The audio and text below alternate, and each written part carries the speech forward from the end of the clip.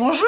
Regardez qui est là, je suis avec Sophie Rich. Coucou. Je sais pas si vous connaissez ses vidéos, mais il faut aller vous abonner tout de suite. Ouais, parce qu'elle fait des trucs trop bien. Bon, tu me flattes. Bah écoute, bon, non. Écoute, je vais pleurer. Oh, Mais non, ne pleure pas, mais on pose les bases comme ça. D'une bonne ambiance, d'une bonne entente. Non mais ouais, grave, bah oui, de ouf. Et du coup, on s'était dit qu'on allait vous faire une petite vidéo. Que faire si Oh non, tu baves. Je me suis bavée dessus. T'as les dents qui fuient. Ah, je connais pas cette expression. C'est vrai? Ouais. Je t'ai ramené des tasses de chez moi. C'est génial. Regarde, waouh. Oh non, ça tombe. Tu peux en choisir plein pour mettre dans ta boisson. Ok. Moi c'est bon, j'ai trouvé où mettre mon étoile. Est-ce que c'est une référence au Linka? Je crois à mon étoile.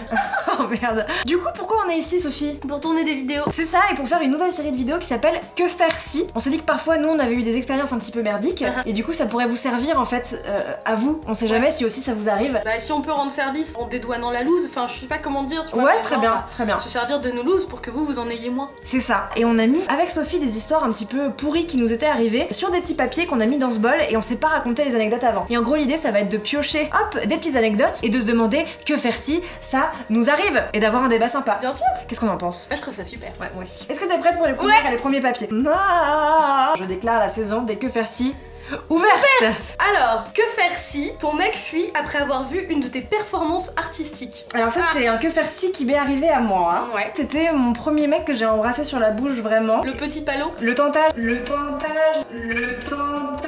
Mais j'étais mal à l'aise donc c'est comme ça, tu vois, lui il essayait de rouler une pelle et moi j'étais en mode... Il avait 13 ans et moi j'en avais 10. J'ai fait un spectacle et du coup j'ai fait Dalida. Donc on m'a dit tu devras loucher avec une perruque blonde de mauvaise qualité habillée en robe bleue à paillettes et donc j'étais comme ça et je faisais parole. Oh putain,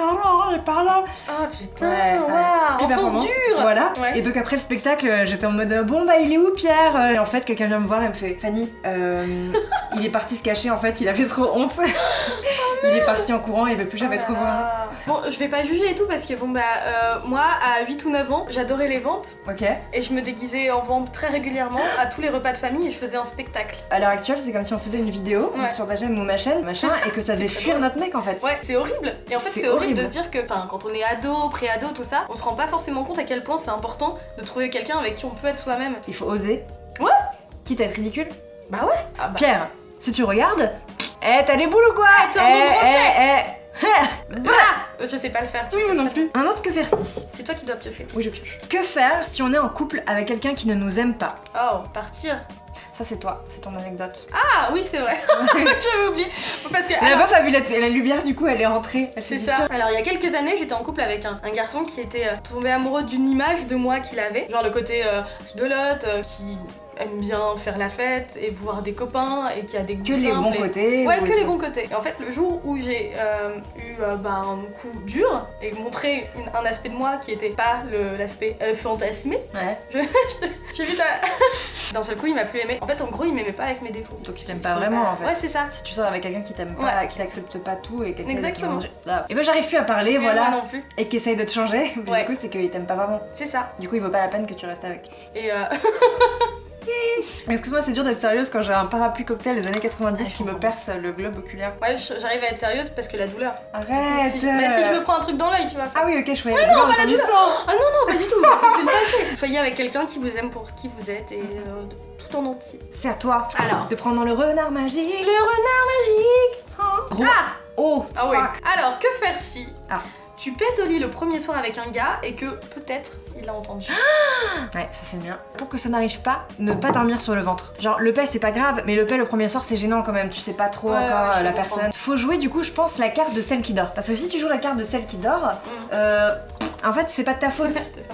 C'est gênant si il sait que tu sais qu'il sait que tu sais que il sait que t'as pété. Là c'est gênant. Par contre si tu fais semblant de dormir, effectivement c'est juste... Moi j'ai l'impression que c'est des paix qui comptent pas. Parce que... mais moi je préfère qu'on en rit en fait. C'est comme quand je me casse la gueule dans la rue, ce qui me met le plus mal à l'aise, c'est que les gens autour ils fassent style oula on a rien vu, on va pas la mettre mal à l'aise en fait. Et alors que moi vraiment je ne demande que ça, de croiser le regard de quelqu'un qui fasse c'est vrai. Ouais.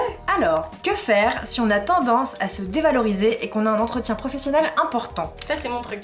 Et donc, alors je sais pas pourquoi je commence ma phrase par et donc. Et donc attends. Bah, j'allais à un entretien professionnel assez important. Et donc, qu'est-ce qui s'est passé? Et quand je suis partie, mon mec m'a dit dévalorise pas ton travail. Hein. Et je fais bah, genre je ferais ça. Enfin, c'est absurde d'aller à un entretien d'embauche, enfin un entretien professionnel en dévalorisant ce qu'on fait quoi.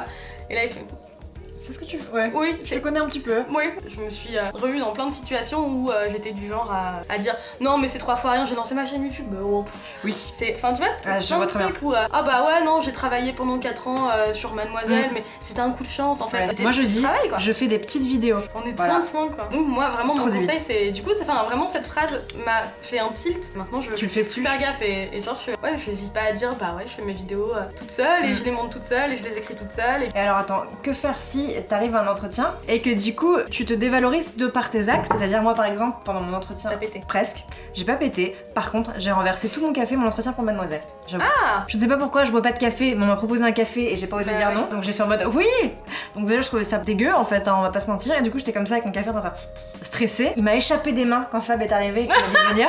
Du coup mon café a fait genre et après il a fait genre partout sur le tapis et j'ai tout taché, le tapis et le sol. Donc du coup après j'étais en mode merde. Moi je pense que je retourne le truc pour en rire en fait. Mais je m'y attendais tellement pas en fait que même moi qui fait l'autodérision tout le temps, là j'étais juste en mode putain meuf t'es vraiment un putain de boulet, tu vois, de la tête aux pieds t'es un fucking boulet quoi. Du coup ne paniquez pas, faites une blague, dites c'est tout moi ça, et retournez la situation en votre faveur. Que faire si tu es très bourré et que tu as très envie d'envoyer un texto à ta target ou à ton ex? C'est quoi cette histoire? C'était ma target, c'était un mec du taf que je kiffais trop, tu vois. Moi je voulais être en couple avec lui et lui il commençait à être en mode mais quand même moi j'étais un peu accro et du coup j'avais fait une soirée un peu arrosée en boîte et du coup je commence à écrire avec mon petit doigt un texto en mode tu fais quoi? Peut-être on peut se rejoindre? Et dans la queue du vestiaire, un mec derrière me tape sur l'épaule, m'arrête, il fait non mais attends tu fais quoi là? Et j'étais en mode hein? Mais qui êtes-vous? Il fait bah non mais attends je suis en train de voir ton texto mais tu écris à qui? Et donc je lui raconte l'histoire et il fait non mais meuf tu vas pas lui envoyer ça, enfin c'est complètement inconscient. Et en fait là, le mec m'a conseillé c'est génial! Ouais, de par son ressenti de mec, etc. Il me fait mais tu peux pas lui envoyer ça, en fait tu vas le faire fuir. Donc parfois quand ça t'arrive, bourré en soirée, tu peux demander de l'aide à autrui. Mais si ça se trouve en fait, le mec il existait pas, il était dans ta tête. Non, c'est genre ta conscience, c'était Jiminy Criquet! Et il m'a aidé, il m'a sauvé en fait, il m'a donné la foi vraiment. Un petit je ne sais quoi. Qui brûle au fond de moi. Cette force qui guide mes pas. Ah elle guide mes pas. Texto bourré, jamais bien. Moi je pense que texto bourré c'est si vraiment la situation... Ça le nécessite. Non, ça c'est déjà un pied. Non mais. Non, là c'est. Non mais genre t'es coincé dans l'ascenseur ou un truc du style. Ah oui, non mais s'il y a danger de vie ou de mort, oui. Non mais là d'accord. Bah là tu voudrais même mieux appeler en fait. Bah oui. Mais pas ton ex. Les pompiers. Non, vraiment pas ton ex. Jamais ton ex. Proverbe chinois, sortir avec son ex c'est comme ravaler son vomi. Ouais. Allez, à toi de piocher. Des trucs bien. Alors. Alors ça je pense que ça parle à toi comme moi. Oui. Que faire si tu es trop bourré à une soirée de taf et que ça dérape? C'est vrai, ne jamais boire au taf. Il y avait des soirées arrosées dans ce taf et du coup à cette soirée là qui était un peu après mon stage, je suis revenue en mode toute pimpante et tout et j'ai beaucoup bu mais je n'ai pas beaucoup mangé et du coup j'ai fini par vomir dans les bacs à fleurs sur le balcon du taf parce que cette soirée avait lieu au taf et j'ai soulevé les fleurs. En gros j'ai poussé les fleurs, j'ai vomi et après j'ai recouvert mon vomi avec de la terre et des fleurs. T'es arrivé quoi toi? Dans les grosses lignes, je suis devenue complètement drama à une soirée au boulot. C'était un moment où j'étais hyper stressée dans ma vie, où il y avait beaucoup de changements et je suis devenue complètement drama. Que faire si, ne pas faire? Jamais! Non! Et c'est là j'ai l'impression d'être Motus.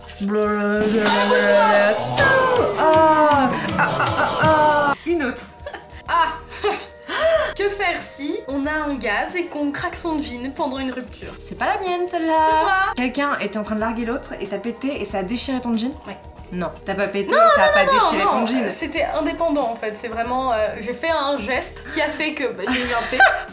Et que j'ai déchiré mon jean. Je sais pas pourquoi, une sorte de squat, je sais pas pourquoi j'ai fait ça. Mais qu'est-ce que tu faisais comme geste quand on se fait larguer, on est en boule et on pleure? Genre je me suis effondrée, genre drama. Ouais. Et j'ai lâché un pet, petit temps, et j'ai craqué mon jean. Merci le jean, merci le paix qui a fait qu'en plus du coup cette situation bizarre ne l'a pas poussé à être appelée par la suite. Genre est-ce que j'ai envie de rappeler Sophie? Non, la dernière fois qu'on s'est vu, elle a lâché une caisse et elle a déchiré son jean. Et voilà, du coup ça va être tout pour les que faire si de cette première vidéo parce qu'en fait on se rend compte qu'on a encore plein de petits papiers et plein de petits trésors. Donc en fait ça fera l'objet d'une deuxième vidéo. Qu'est-ce que vous en dites? Oh c'est super! J'entends que c'est super!